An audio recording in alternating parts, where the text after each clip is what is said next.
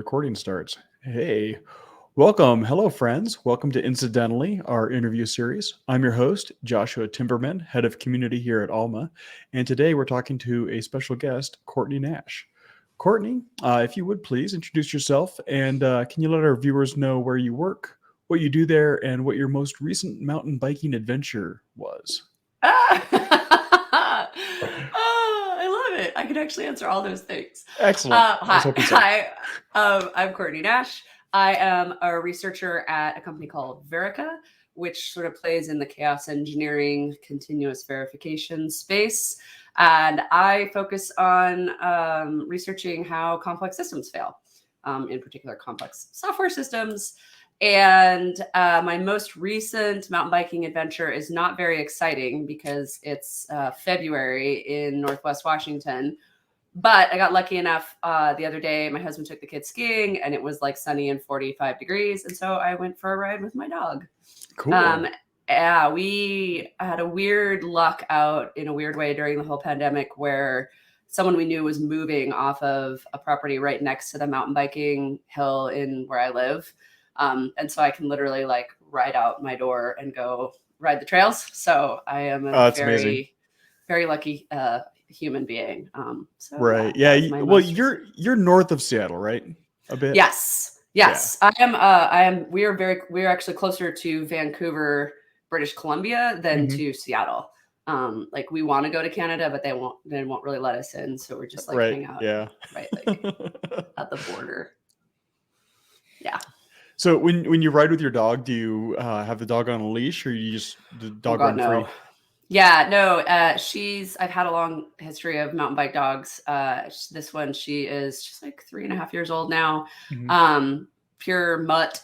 And when I used to live further away, I would commute to the trails with her on a leash, and she was really good about that. But yeah, off leash, it has to be while you're riding. Otherwise, you'd both die. So right, yeah, that makes sense. She's really good. She gets out of the way. Like she's got really good, like trail sensibility. She's very fast. She is the fastest mountain biking dog I've ever had. That's awesome. So yeah, when I do finally catch up to her, she like gets out of the way and then gets behind you and then keeps going. So nice. She only gets confused by jumps. She doesn't know where to go. I and many other people have almost hit my dog, so that's the only risk. Right. Yeah, I last mountain biked. I don't remember when. It's been that long. It's fair. I thought I was going to get into it because I moved to Colorado and I lived in Boulder, and I'm like, okay, yeah, I got to go mountain bike because that's like the thing you do. And then I was like timid and bad at it and just stopped. That's all right. Yeah. I have a mountain bike. It's on the other side of this wall in the garage. Boulder's pretty. I haven't mountain biked in Boulder in a long time, since before my daughter was born, I think. So wow, it's been over a decade. No, but it's lovely there. It is. Well, anyway, so let's get on to the questions for our for Incidentally, our series here. So my first question is, what exactly is an incident librarian? Yeah, that's my unofficial title. So when I have known Casey, the CEO of Verica, and James Wickett for quite some time now. I met them when I was an editor and a conference chair for Velocity at O'Reilly Media, which is, I always have to figure out which way to move my hand because it's opposite these things here. And there's some down there somewhere too. Yeah. And started going to like the Chaos Community Days and things like that. And James Wickett, who's our head of marketing and sales, has tried to recruit me in the past and finally succeeded. And one of the things that they promised me, they hired me, is that I could call myself an Internet Incident Librarian. Sort of a joke, but also kind of not. I wanted to study, sort of software related failures, and I started collecting incident reports as a way to look at what was happening with other companies. This was kind of just basic product research for Verica. In particular, our product currently focuses on like Kubernetes and Kafka because, they're real simple. Yeah, Kubernetes is just very simple software. Not a lot of moving parts. It's totally fine. And like there's Kubernetes AF. There are a couple of people that had started, collecting Kubernetes, incident reports. Dan Liu had a GitHub repo. Some folks had already kind of started on this, and I couldn't stop. because I like reading these things and I find them fascinating. So eventually I was like, I'm sitting on like this whole database of these things that weren't just Kubernetes and Kafka. And so the librarian part is to a certain degree, like you could probably call me up and be like, hey, Courtney, do you remember that last like honeycomb outage? And I'd be like, oh, you mean the multi-incident Kafka one that they wrote about in September? Like, eventually you just sort of like, I'm the Dewey Decimal System of Internet Incident reports. And like, they're like, I'll go pull it off the shelf and be like, here you go. That has actually happened, which is terrifying. You pull incidents off the shelf? I mean, the digital shelf, the virtual shelf, if you will. So yeah, I mean, I ended up building this thing that we called the Void at Verica, which is the Verica Open Incident Database. And I mean, I pulled a big report out of that. And I'm just trying to figure out, there's so much you can learn from incident reports, and then there's a lot you can't. But it's also given me a chance to like talk to those people, and kind of start spelunking, and trying to change the culture, I would say, a little bit around how we view these things as an industry. Well, cool. That answers my second question, which is how did you become an incident librarian? But what did you do before Verica? Like, yeah, what was the path to get to that point? Really kind of, hi, I'm a liberal arts major kind of path. I was hanging out with a couple of folks on a book club last night, and it was like my favorite soapbox is like technology needs more liberal arts majors. But I had a background in psychology and biology, and I went to get my PhD in neuroscience, and then like ran away 1 year before I was done to go work at Amazon, because I was like, wow, this internet thing is really cool. And kind of wandered the wilds of like big Seattle companies. I worked at Amazon, I worked at Microsoft, I never worked at Boeing. And AWS wasn't a thing when I worked there. And through all of that, I landed at O'Reilly Media, which is, where I was for almost a decade. And that's kind of where the threads of my interest in sort of like human performance and, sort of human factors and cognitive science and technology and what was happening with software and the internet all kind of started to collide when I got involved with the Velocity Conference. I met and co-chaired that with John Alspa, who many people know as the person who sends you a lot of PDFs. It's really actually his number one skill. And he also graphs them. He'll graph your PDF and anything else if you want. Absolutely. But I kind of fell down the rabbit hole of complex system safety stuff and fell in with the Richard Cook and David Woods of the world, researchers who were taking their practices and their research on these things from other fields like medicine and aviation and bringing them to technology. And so after I left O'Reilly, I kind of wandered around the startup wilds for a little bit. I honestly I'm very good at not knowing what I want to do and then like landing somewhere.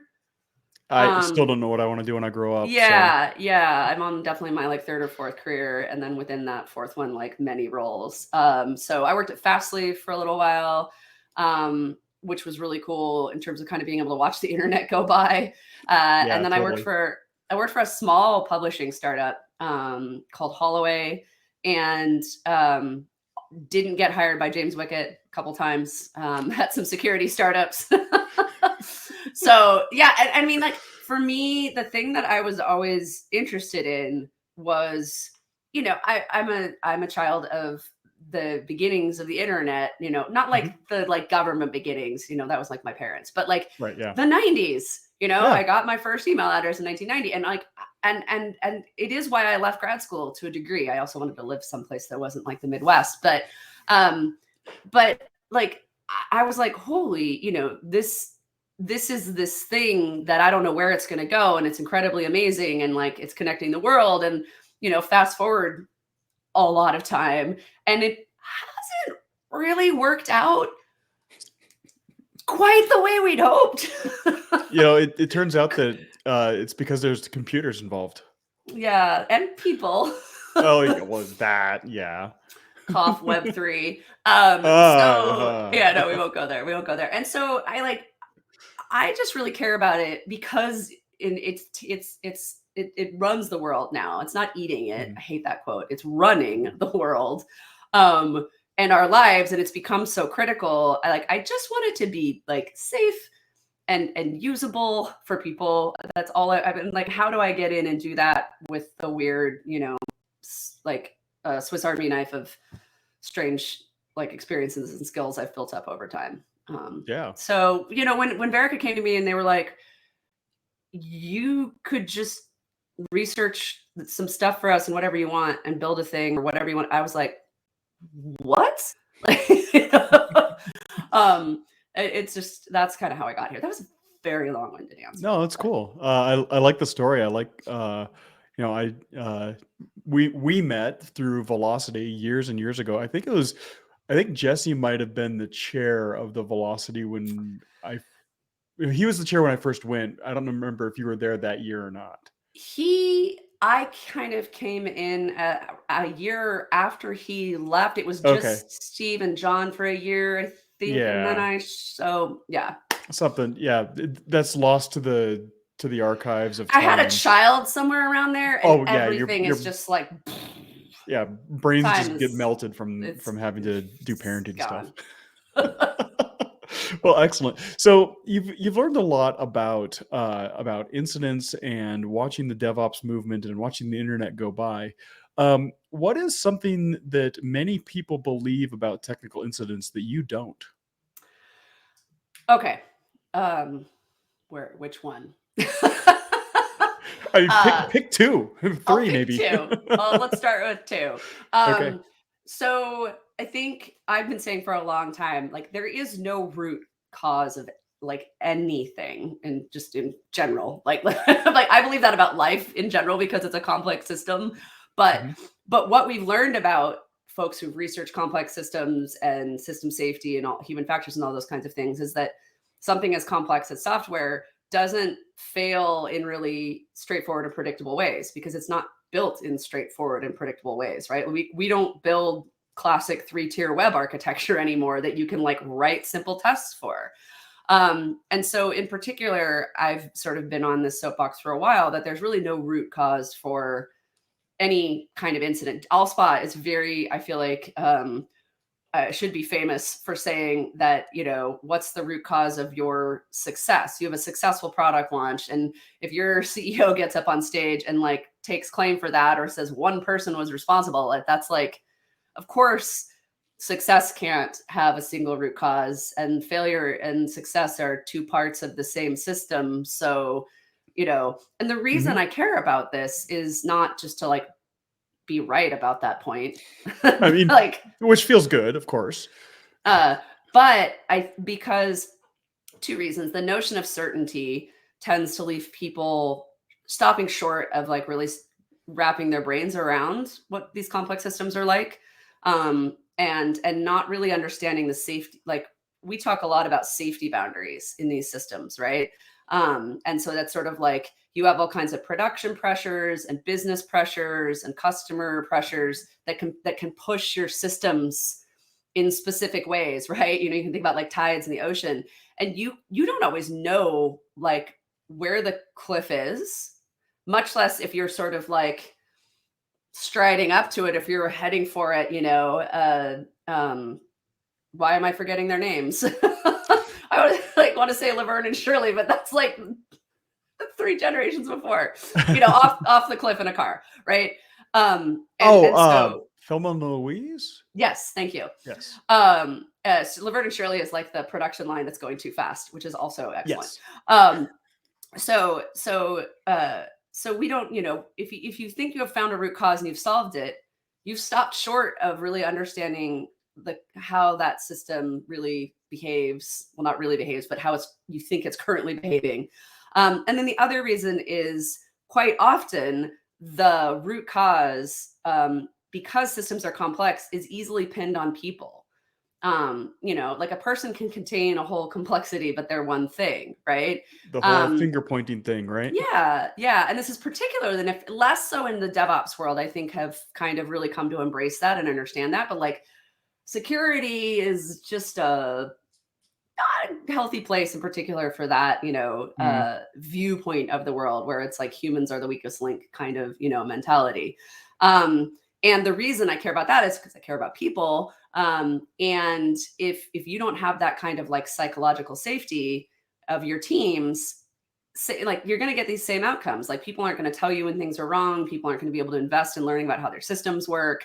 It really just shuts the whole thing down, and it really makes it like less safe and less great for everyone. Because if you don't have like psychological safety for your SRE team at Google or at Facebook, and then we're all using your products, I care about that too, right? Like I care about the people. And then I'm like, well, I know what, if it's falling down internally, so there's the kind of that bigger picture of that.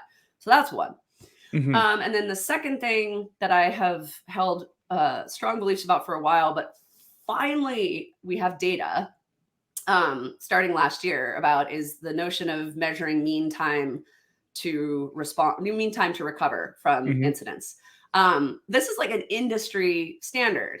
And I mean, it's rightfully so in like a lot of the DORA research and all these places. Like this is a thing that has been a way that we've talked about the reliability of our systems for quite a while now. And we like it because it seems precise. It seems like a great way of, like we want to measure things, right?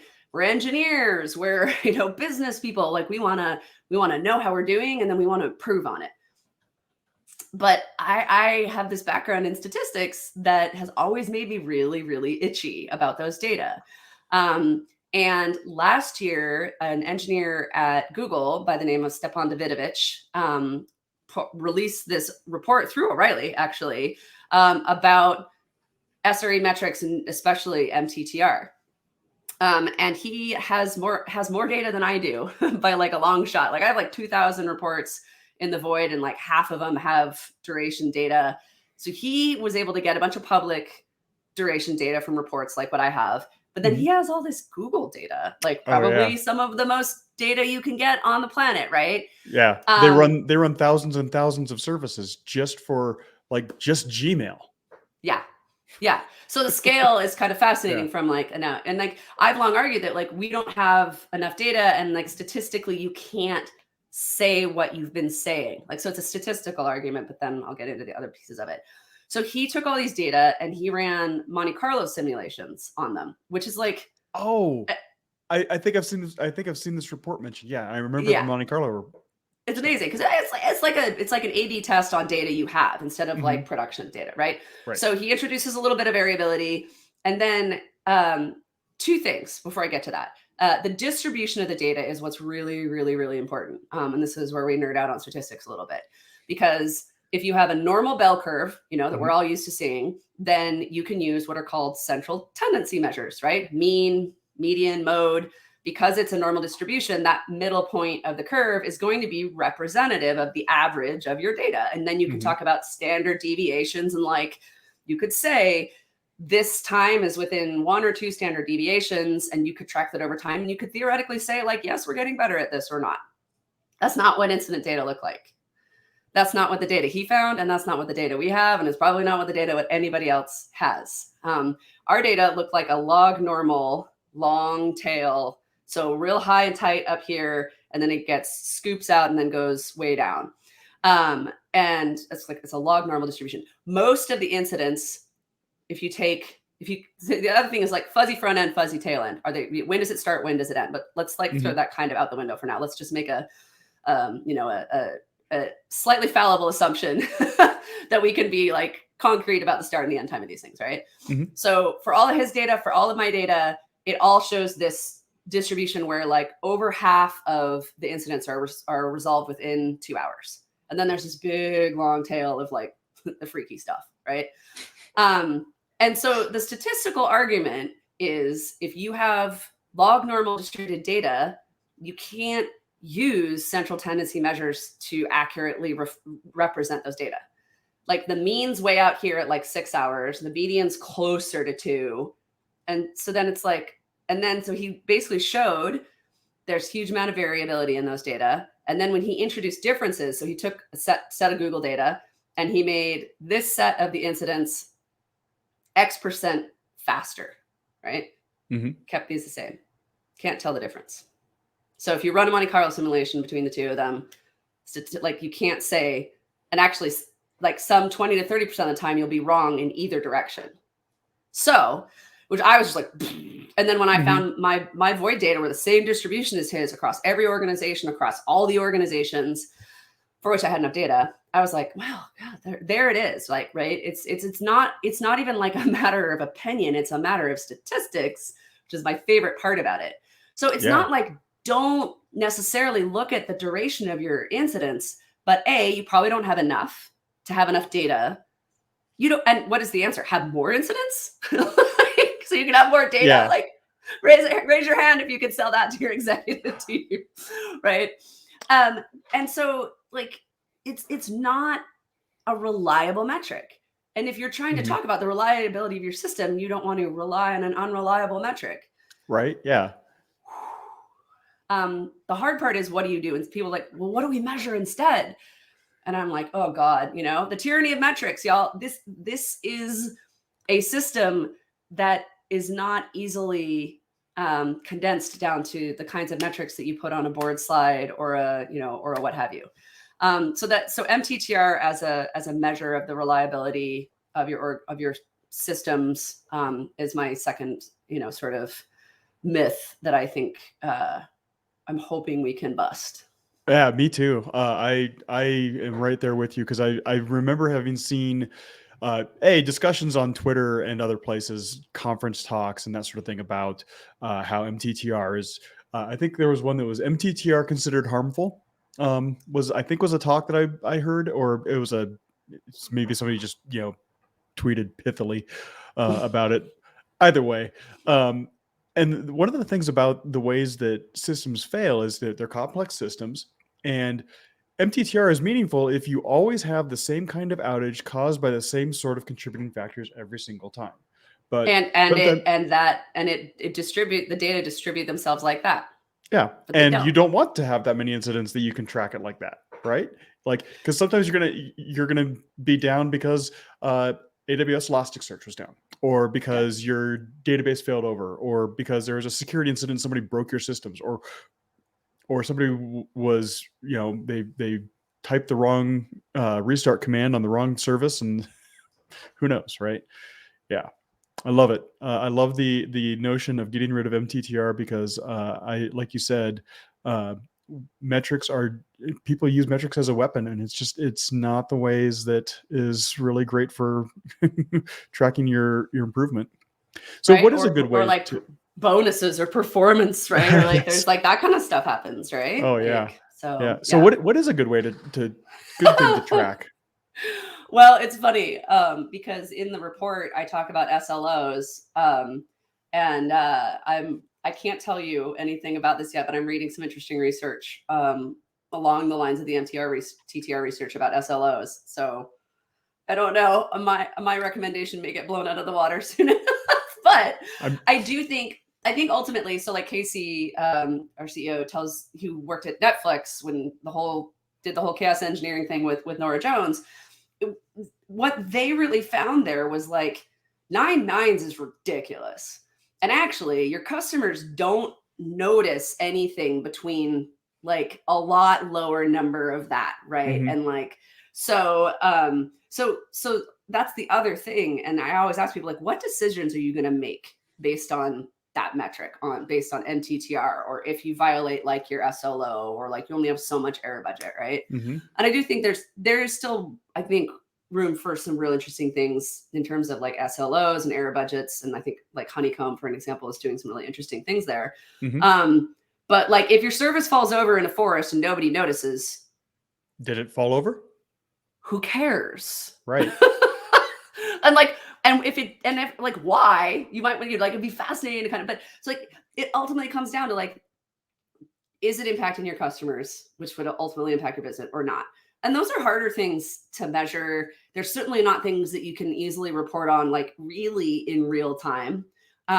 Except that, the craziest thing is like, a lot of people find out they have problems with their systems because like enough people go complain on Down Detector, right? Or like, yeah. So it's almost like investing in those kinds of measures, whether you want to call them metrics or not.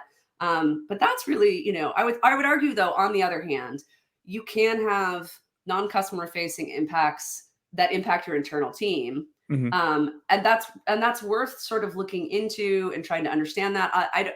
It's not entirely like a perfect Venn diagram with what I would call a near miss, but it's probably pretty close. And this is something, again, I know I talk about them a lot, but that Honeycomb does. They kind of invest a lot of time looking into their near misses, like where they have they might declare an incident internally, but it doesn't actually really affect their customers, because they really have this system safety view of near misses as the place where sort of that human operator expertise of the systems prevented what you would consider to be a full-blown, customer facing incident. And that's almost more valuable as a research area as an organization than your failures, right? Because it's where your successes are. It's like where the capacity and the expertise of your, folks at the sharp end saw something or noticed something and kept it and did what they needed to do and what they understand about the system to keep it from turning into something. And that's again, it's a hard sell, because it's like everybody's oversubscribed. There's too much work to do, too much product roadmap, and like who's going to be able to justify stopping and looking at something that fell down internally, and you don't feel like you have to write some kind of a apology to your customers or your shareholders about. But there's like a mother lode of future incident prevention information hiding in there if you're willing to take the time. Yeah.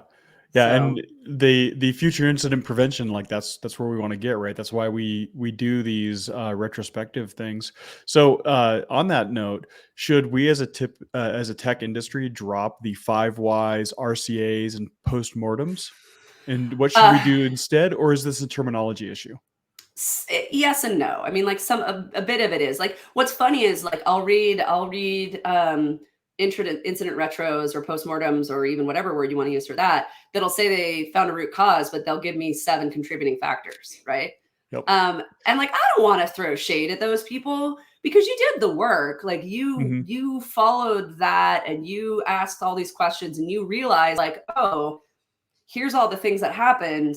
And there are organizations that feel like they have to call it that.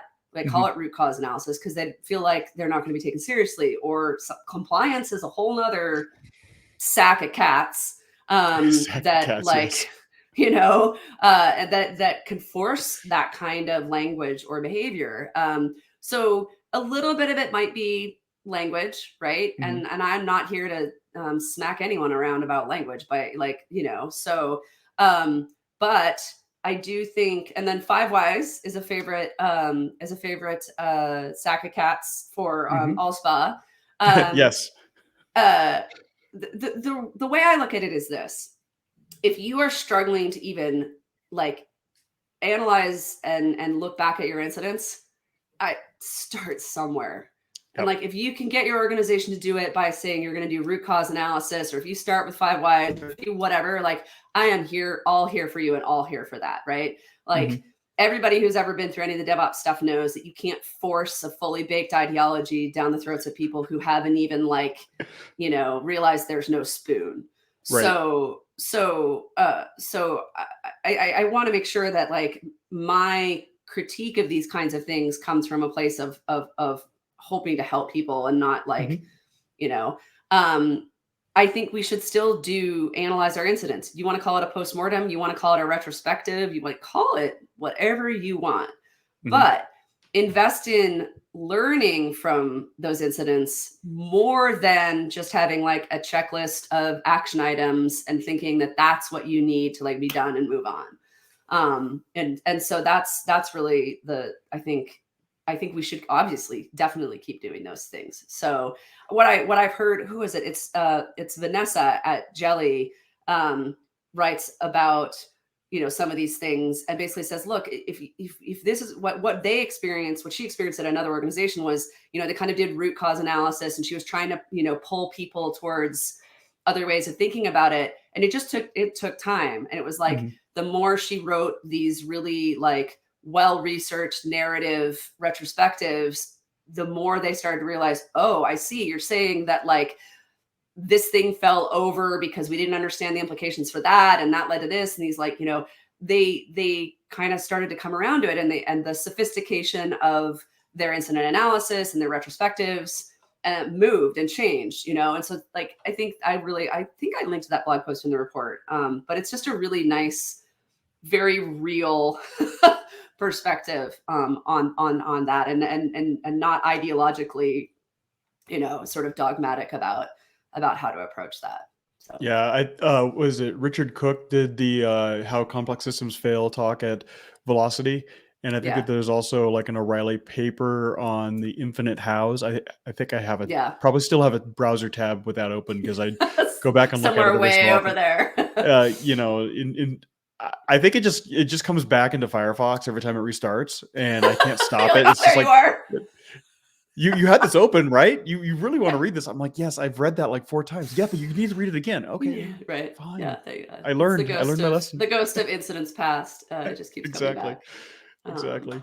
But yeah, I mean, I think it's very, especially as engineers, I think it's very disconcerting to admit we don't have control over the things we've built. Yeah. It's almost like obviously we've moved, like I mentioned, like so far from the way software used to be built, shipped on disks, mailed to AOL to what we have now. But it's almost like our mental models haven't caught up, which is wild, right? Humans are crazy wild. Like we can hold these two things in our heads at the same time. Like we can build insanely complex systems and then want them to still be testable and understandable. And it is that like cultural feeling of blame of like, well, if I admit that I don't understand how it all works, then like, I can't. How do I justify how much I get paid if I don't understand every little bit of what is going on there? So yeah, it's I think it's a very uncomfortable space to exist. Yeah. And like and again, it's a hard sell to exec teams that aren't on board with that, or boards and what have you. And one of the things that I really want to look into this year, even though it may not seem as obvious to other people, is in the Void I have about a half and half mix of reports written by companies or like status pages and that kind of thing, and then like media articles, right? It's about half and half, or like tweets and social media stuff. Like, and that's one of the things I did really intentionally. Instead of just keeping sort of primary sources, I wanted how we report on this, because there be dragons, in my opinion. And so like one of the things I kind of want to chase down research wise this year is really to kind of compare and contrast the way that organizations talk about their own failures versus the way like the media and external organizations talk about these things, because it's not helping. And it's not even just a matter of like ignorance or something like that. It's my favorite analogy to talk about where we are now and where we want to get to is the airline industry in the United States in the 90s. Again, for those of us old enough, maybe or maybe not to remember, the safety record of US airlines at that time was really bad, like atrociously bad. It was scary and people were afraid to fly. And so the industry, like sort of like pilots and air traffic controllers and folks kind of took a collective look around and were like, if we don't do something about this, but despite the fact that people were afraid to fly, the projections were still going to go up, right? Like people were going to continue flying more and all this stuff. And like, they kind of mapped out what was happening, and like the numbers were bad. And so they actually collectively got together and started sharing their own incident data.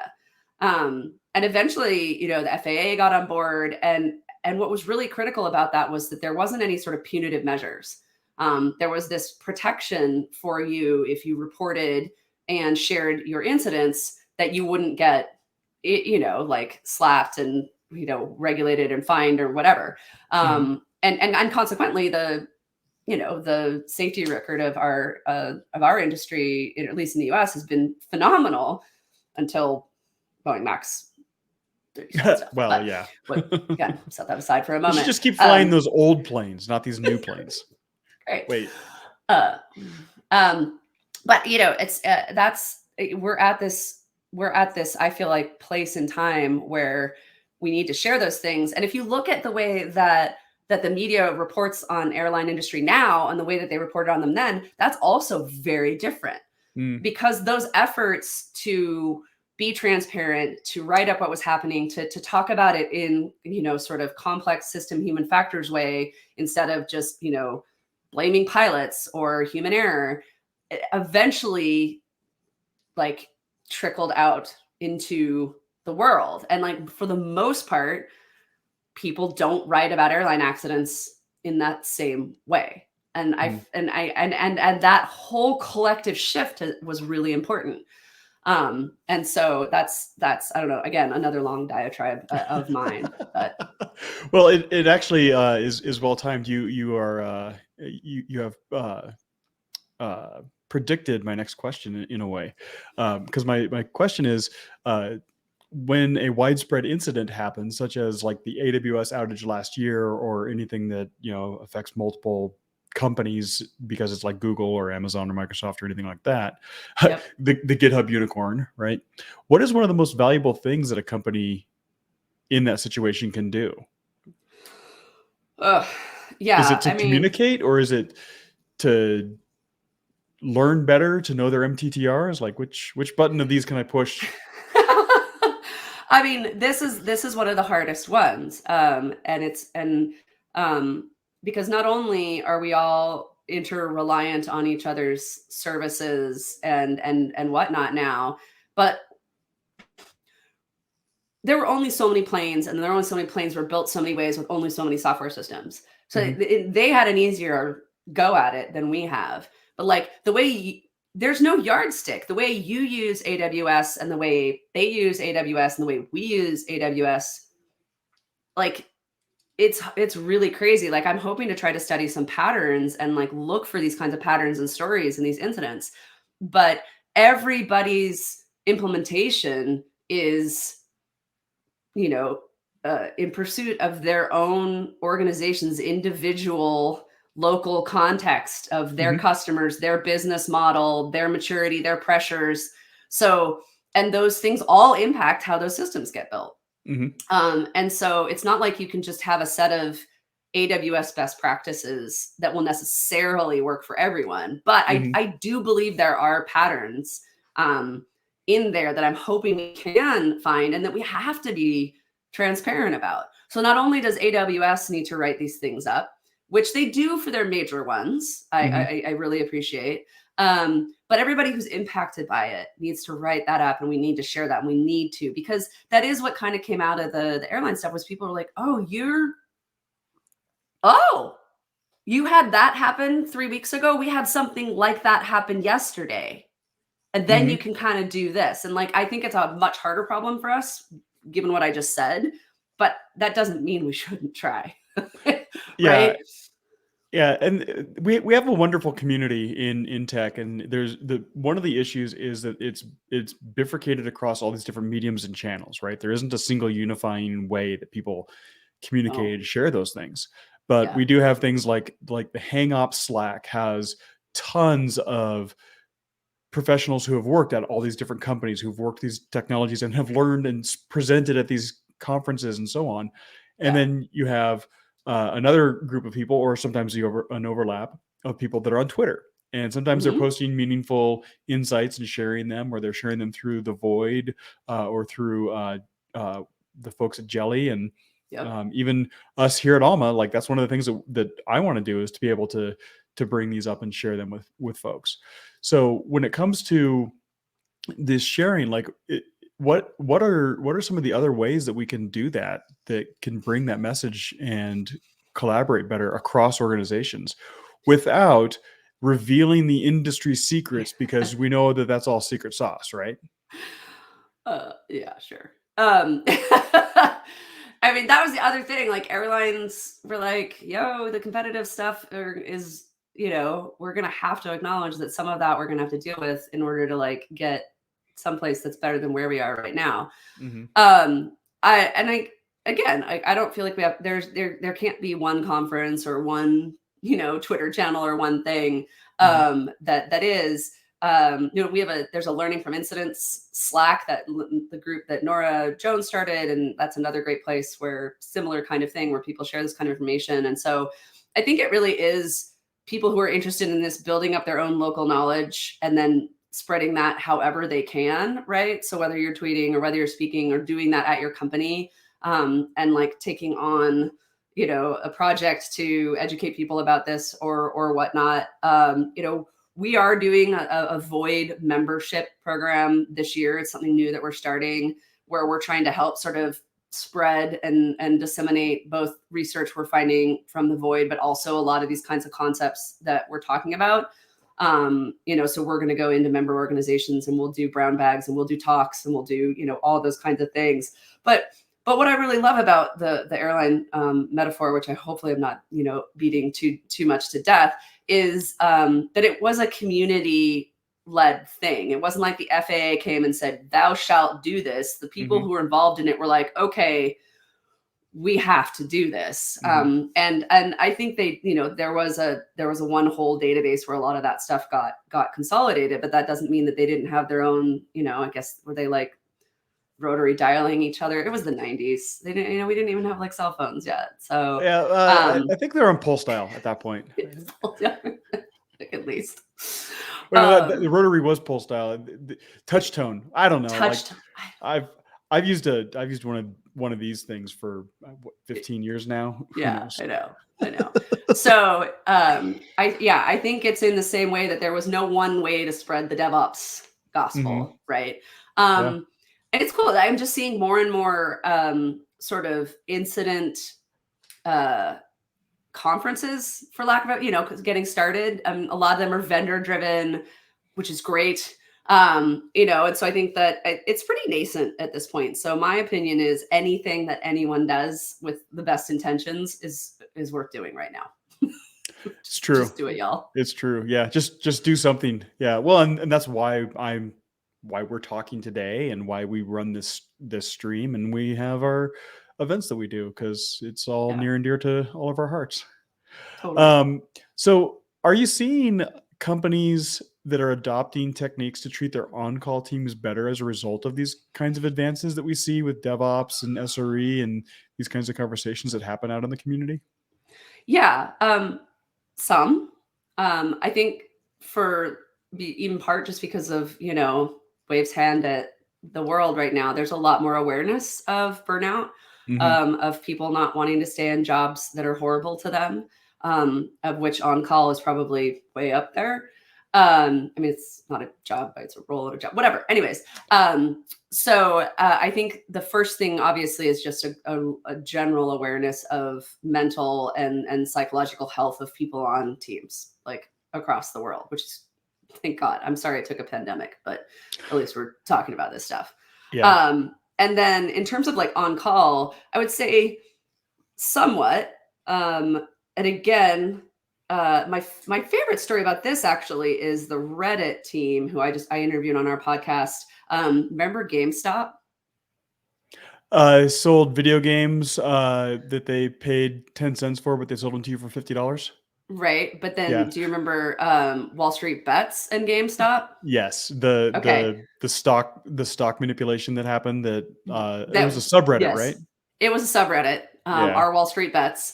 Yes. And it blew up Reddit, as you can imagine. Yeah. And the team, you want to say the team that handled this, but it actually was like dozens of people across like 20 teams at Reddit. It was really impacted by this. And when I interviewed them, Courtney Wang, who was one of the primary engineers involved in the whole thing, talked a lot about ways that they were looking into like psychological safety of their responders and their folks on call. And I think unfortunately it takes some pretty hard moments. I mean, we're humans. That's what we do. We don't change things until they're like really painful. Oh yeah. So I am seeing that. And because companies are just having more of these kinds of incidents and they're more visible and they're kind of a lot, it does feel like a lot's been going on in the last year. So I feel like that I am seeing that. I think the other sort of trend, if you want to call it that, is companies hiring dedicated incident analysts. This is a thing at companies small and large. One of our partners is Indeed. And there's a couple of dedicated incident analysts on their sort of SRE, like infrastructure side of the house. And Is these it like an incident librarian? No. Just internally. They write the analyses. I categorize, collect them, and put them in Dewey Decimal order. But yeah, I mean, these are, and the thing is like what I like to say a lot in the context of incident analysis is it's really a different skill than building the systems, right? Like it's a fundamentally different skill. It's a lot of journalistic kinds of things. It's the ability to do a lot of research, to go through a lot of documents, to talk to people, to collect their stories, to collect narratives, to look for themes and trends across stories and within, it's again why I think we should have more liberal arts majors, but and people will move into incident analysis from like SRE or DevOps roles. It's not like, oh, thou shalt, never do that if you were an engineer. But I think that's a really interesting phenomenon because it's acknowledging that it's a unique role and it's a really kind of specific set of skills. To pull out my favorite Liam Neeson, a very specific set of skills. Yes, that's it. And then also that is, I think, a piece of helping to build psychological safety with teams that deal with incidents. Not that these people come on as therapists, but that there's somebody who's sort of an independent entity whose job is to sort of objectively go and collect all this information. That's I believe a piece of making that a healthier, sort of an environment and allowing people to feel safer in talking about those kinds of incidents and thinking about how they handle that in the context of on-call as well. Yeah. There's a lot to talk about on that. Maybe we'll have you back again another time to dig in, because I really like, for myself, I like to think that I have empathy for others, and that's why I work in advocacy, because I like to advocate for humans that are using and building these systems, and having that psychological safety is paramount to the success of businesses. But they burn people out so quickly because the rising costs of doing business, because the rising stress, the need to drive shareholder value or whatever other thing is going on there. That's all real. I mean, history will tell how influential the whole Great Resignation phenomenon really will be. But I know for sure that a lot of companies are really finally, I mean, hiring is hard. It is an employee's marketplace right now. Not an employer's, and organizations are realizing that if you chew through your people, it's not even like, oh, then you have to invest time and money in training new people. It's like, oh, you can't even hire them. Right. Yeah. Because if your company gets a reputation for burning people out like that, then it's over for trying to get anybody to come back to join them. Your large scale Googles and Amazons and Metas and whatnot are going to continue to be able to haul people in with the premise of making a lot of money and like, that's not going to change. That's probably never going to change in the course of humanity. But outside of that, I think companies are realizing that obviously how they care for their employees is mattering more than ever. And in the context of sort of high tempo, high performance software, SRE infrastructure world, like even more so, because you have these kinds of unpredictable phenomenon that can be very hard on teams and people that you have to figure out how to, how to manage and not burn people out. And just having an unlimited PTO policy isn't going to do it. I have been at 2 companies with unlimited PTO. I am now at one that actually does it right, but I have been at more that do it wrong. So yeah, I mean, you have to have a minimum PTO. You have to say you have to take at least 2 weeks, and you got to use it, because there are people who. Our CEO gets in the channel every time we hire new people and every month and reminds people to schedule their next vacation. And if you don't, you're going to have a little chat with your manager. And your manager will schedule one for you. It's like the opposite of what your terrifying manager chats used to be. I love it. I love it. Yeah. And so those kinds of things applied properly are really going to matter. So. Yeah. Cool stuff. Well, we are nearly out of time. I wanted to wrap up with something fun and not tech related, such as what are you reading that isn't incident reports? Oh, yeah. That stack is in the other room because it's next to Yeah. my bed. Um, so I'm normally a sucker for like sci-fi and all kinds, like even really bad sci-fi, but I just finished the last Expanse novel last year. I've heard good So things, so oh my, it'll get on my list at some point.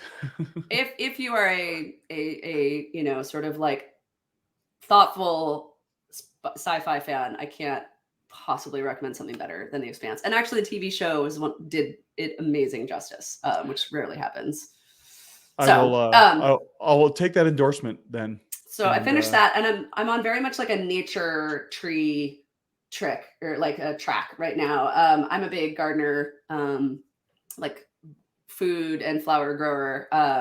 And I just finished Finding the Mother Tree, hmm, which is a sort of a autobiography story of her research of I don't know if it's Simard or Simard. She's a researcher out of British Columbia who is the woman behind the World Wood Web. She's the researcher who discovered how like mycorrhizal fungi carry nutrients and water between trees in the forest. I mean, it is and unbelievable. what's this called? The Finding the Mother Tree. I cannot recommend it more. Like Okay. absolutely mind-boggling and such a good story. Like her personal story is kind of wild. And so I finished that, and my dad recommended I read The Overstory by Richard Powers, who I have back here. He's like written some of my favorite sort of sci-fi-ish things. Hmm. There he is, but that's not the one. Anyways, he wrote this sprawling sort of book about trees and people called The Overstory. Hmm. And she's like a fictional character in it, Suzanne Simard. I don't know. So it's all very weird. So I'm really enjoying that. And what else? I feel like I had something else. I don't know. I have a million gardening books. I'm always reading gardening Excellent. books. So yeah, Yeah. but that's Very what I want. I'm cool. on a tree kick right now. On a tree Tree kick. books. That's Tree cool. Yeah, books. we replaced our front yard with Yes. xeriscaping last summer, and we don't have any trees in our front yard at all Oh wow. because when we bought the house, there was an aspen tree in the front that was dead, so we had it taken out. And we had a couple other aspens in the back that were dead because this house is 30 years old. Aspens live 15 to 20 years, so it was Yep. time for those trees to go. And Oh. then I think we have two actual trees that are in our property, but we have like neighbors with trees that are like hanging over. We have our next door neighbor has a cherry tree, and Mm, they're these bright red, amazing cherries. Oh, they're so so beautiful and good. they're so good. And Nice. he also has an apple tree that drops apples all over our deck. It's awesome. Oh, perfect. Yeah, we have a tiny little orchard, but we live in a forest. Like Right. literally, it's like we actually had to cut down about 20 cedars when we moved in here, Wow. just because of like light and like there's a Hmm. ton of cedars and maples and yeah. But so trees are a big You deal around don't here. happen to have the cedar wood anymore because I need a new fence, and I do. Do you want to come plane it? You I'll can just take I'll just it. I'll just drive over from Colorado. No problem. It's fine. I know, Yeah, no worries. yeah. No, I have more mulch than I could ever want Oh, though. I bet. So Yeah. it's good. Well, Very excellent. good. Well, thank you so much for joining me today, and to all of you out there watching and listening, thanks for joining us, and we'll see you next time. Thanks so much, Joshua. Yeah.